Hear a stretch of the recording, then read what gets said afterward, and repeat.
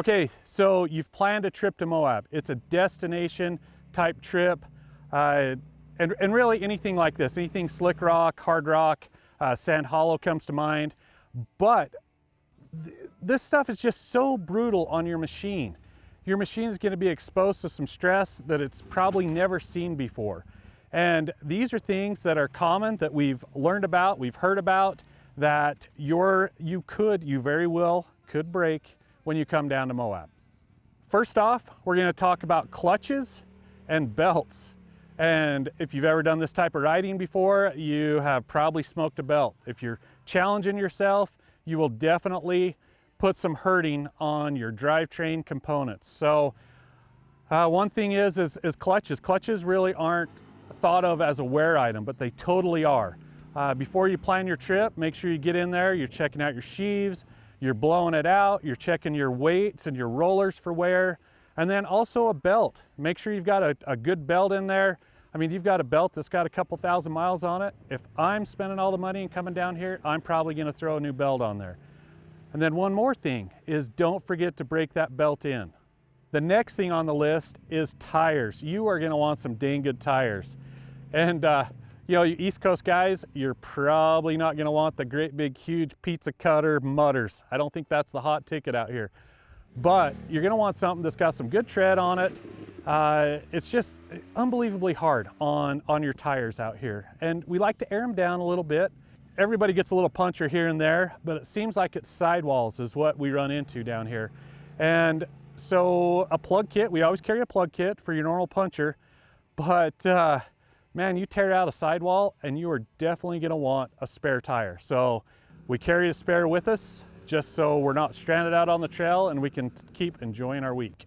Moving on to the axles. So I have only broken axles either racing or on slick rock. It just, you know, you start slipping a little bit and something grabs and it just pops those axles. It's always shocking to me how easy they break. You know, you can handle this a couple ways. One way is to just put a heavy duty axle, Tusk Gladiator axles, throw one of those on there and then don't worry about it. Another way you can handle it is to bring a spare and have the tools that you can change out. Front and rears are different on a lot of machines.